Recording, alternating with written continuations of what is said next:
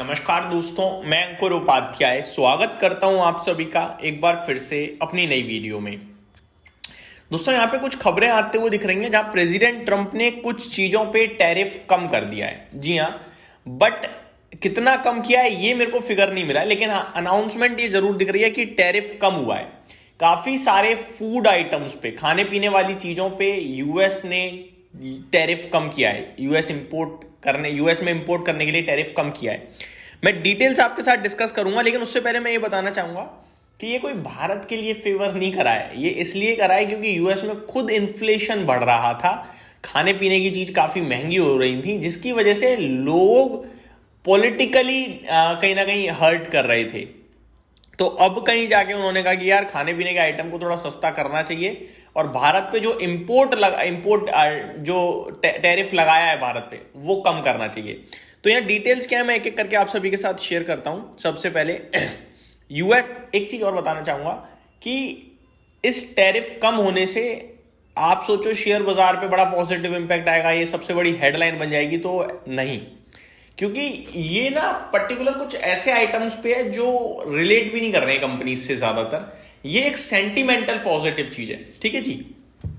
US president Donald Trump has signed an executive order allowing a range of food products including coffee, bananas and beef to escape his sweeping tariffs. The move comes as his administration faces mounting pressure over rising prices. While Trump previously downplayed concern about the cost of living, he has focused on the issue since his Republican Party's poor performance in last week's election. तो दबाव डाला जा रहा था politically कि भैया इतनी ज्यादा कॉस्ट बढ़ रही है, कुछ करो, इन्फ्लेशन बढ़ रहा है, कुछ करो। तो इन्होंने कुछ खाने पीने वाली चीजों पे कम कर दिया है। क्या कम करा है? टैरिफ ही हटा दिया। तो हटाने से क्या हुआ है, कम करने से क्या हुआ है? आइटम सस्ता हो गया है।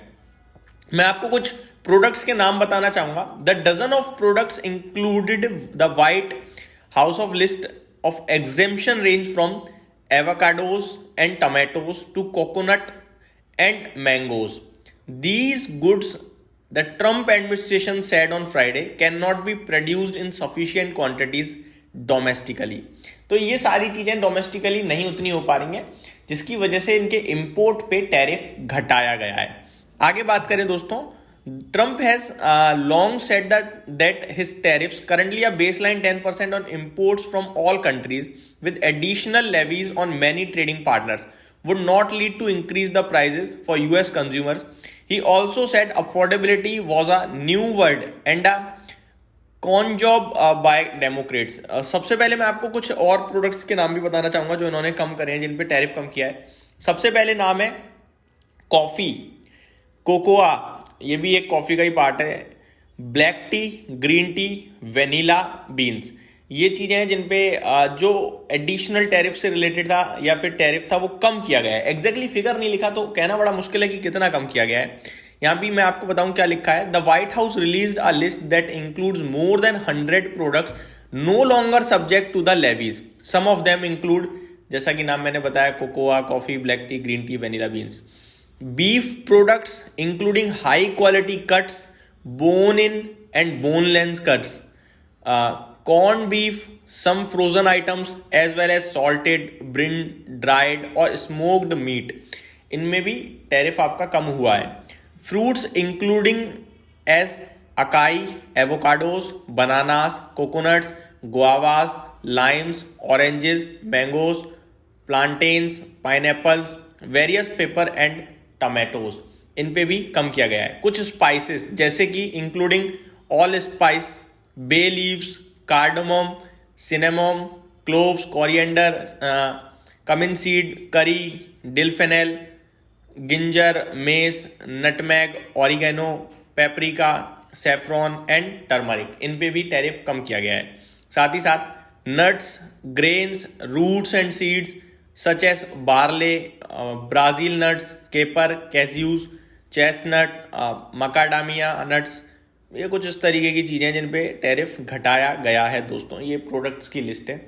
अब इनमें से अगर मैं स्टॉक्स की बात करूं तो आई थिंक कुछ सी फूड से रिलेटेड एक्चुअली में है नहीं, बीफ से रिलेटेड है तो उसका मेरे को नहीं पता, बट हाँ अवंती फीड्स वगैरह करते हैं इस काम में को।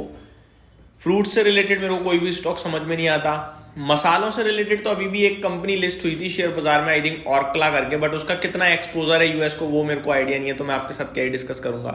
स्पाइसेस को लेकर भी कुछ ज़्यादा समझ में नहीं आता, क्योंकि एमडीएच वगैरह आई थिंक एक्वायर कर लिया था जहां तक मुझे याद है, टाटा ने या फिर किसी और एफएमसीजी बड़ी कंपनी ने, या फिर एमडीएच नहीं करा था, आई थिंक कुछ कोई दूसरा मसाला अधिग्रहण किया था 7,000 करोड़ समथिंग में, अभी मुझे याद नहीं आ रहा वो कौन सा था, बट करा था।